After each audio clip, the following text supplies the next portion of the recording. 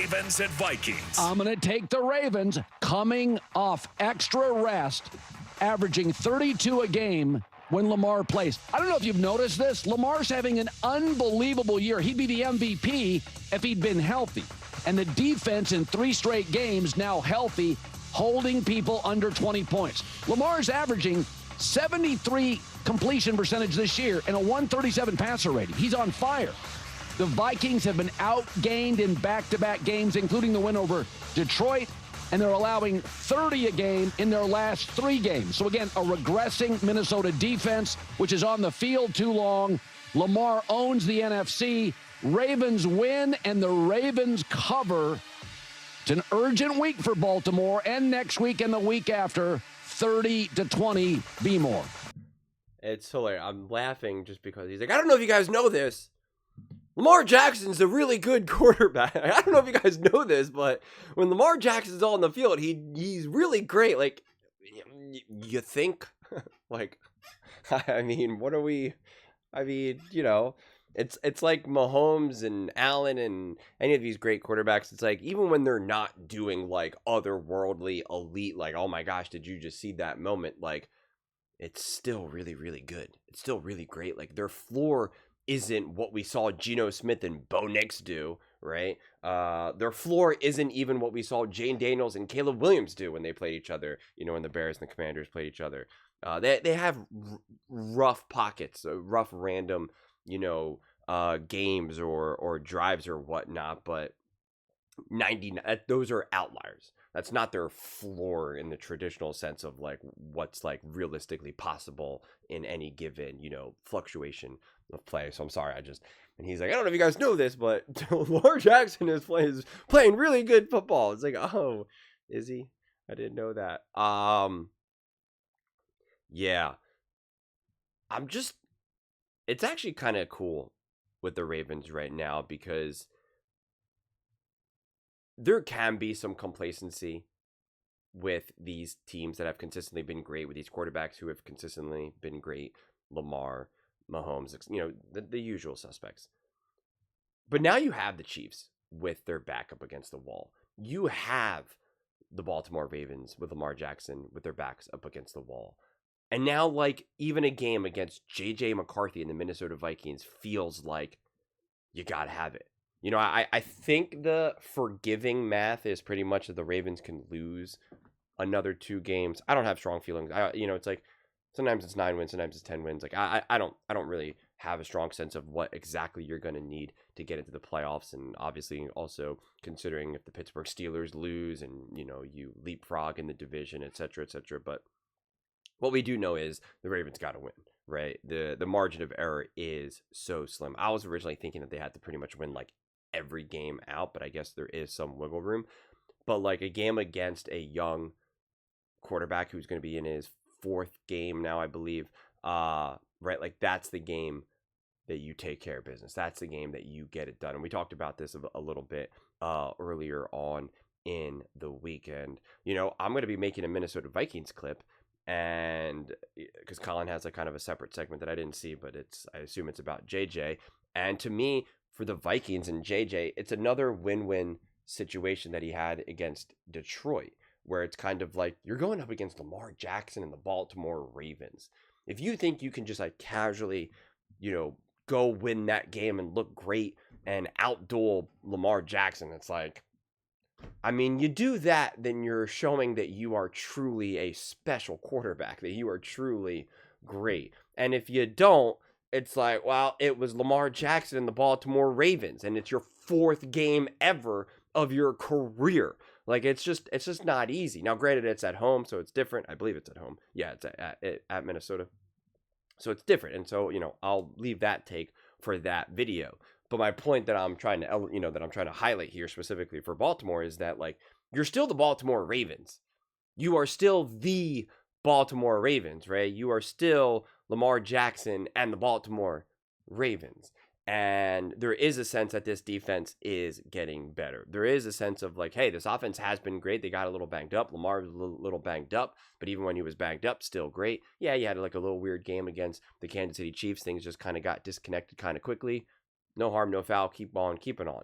But outside of that, we're doing good, right? We had a few mishaps, Derrick Henry fumbles and whatnot, but still great. Defense has been more of the liability more than anything. The defense should be feeling healthier, coached better, et cetera, et cetera, et cetera. And you really do get a silver platter barometer game in that regard, in terms of you're going up against a young quarterback. You're going up against a quarterback that has incredibly limited experience in the NFL. If your defense has truly bounced back, if your defense is truly in control now, and the team as a whole, the Baltimore Ravens as a whole now are focused, ready to go. It's like you win this game. You win this game in pretty straightforward fashion, right? Like there's no explanation of, well, we were injured, well, Lamar. No, it's like, no, like this is a game that you just fundamentally take care of, because one, you have to, and two, this is a game that you win. This is a game that's like, here you go. This is a game that you say, yep, thank you very much, we'll take it, let's go. And so anything short of that, it's just like, it's very telling. It tells a pretty strong story about this team. And so that's what I love about it, because if it was a little bit more of a traditional, straightforward season for the Ravens, well, then, yeah, you can explain away a wonky game against the Vikings. You could say, it's one of those games, whatever, on the road against Minnesota, young quarterback got hot, blah, blah, blah. Like, you could just explain it a lot more simply. You can always explain a loss for a great team, because it's the NFL, right? We see it literally every single week. And every single team has it at least once or twice. That's why these teams aren't going undefeated year after year. But the Ravens don't necessarily have that in their corner right now. And everyone understands that this game does matter. And the Ravens are all saying the right things. Derrick Henry, Lamar, Harbaugh, etc. They're all saying the right things. They're all talking about how we're back on track. We focus this, that, and the third. Lamar is healthy, feeling good. Defense is saying, hey, we made some changes. We're getting healthier. We're feeling good, etc., etc. And it's like, you don't have to now prove it against like another top great team where you have to now try to figure out, well, how good are the Bills and the Ravens, how do they match up, and the Chiefs and this. It's like you're going up against like a pretty clearly defined Minnesota Vikings team with a really young quarterback. Like, it's just a very specific team and situation that you're going up against right now. Right. And so it's just clearly defined. And when it's clearly defined, that gives you more room now to be like, what am I clearly seeing with the Baltimore Ravens right now? In a lot of ways, it's like easier to make sense of a Ravens versus Vikings than a completely random week 3 game for a 2-0 team when they go up against the Cleveland Browns, the New Orleans Saints or something, or when you're going toe-to-toe with the Buffalo Bills, the Kansas City Chiefs, the Philadelphia Eagles, or a divisional game, the Cincinnati Bengals. So I'm excited for this game, which is why going up against the Dolphins, you're like, Dolphins are really bad. You're like, it's like, I expect you to win big. It's clearly defined, but you're also like, there's only so much to learn here, because you expect kind of little, but then you're also opening up leave the door open, which I did at least, that like, hey, this is Mike McDaniel and Tua Tagovailoa. Like they have the chance to do some interesting things offensively. This is a straight up young quarterback in his 4th ever NFL game of his life. You are the Baltimore Ravens. You are supposed to make this team and this quarterback look lost, confused, uncomfortable, start to finish. Lamar Jackson is clearly supposed to be the best quarterback on the field, 100%, no ifs, ands, or buts. It's very clearly defined. It's very, very, very clearly defined. And it's also at a time when you can't say, well, Baltimore Ravens were looking past. The Baltimore Ravens aren't looking past anyone right now. They have to go 1-0 every single week. It's right now. Let's go. So I love it. I love when stakes matter. I love it. I hate when we have a game when it's like the Ravens are 5-1 and now they're going up against the Cleveland Browns or Carolina Panthers, and you're like, who cares? This now matters. So I love it. But those are just my thoughts. I'd absolutely love to hear yours. What do you guys all think about the Baltimore Ravens? You agree with Colin?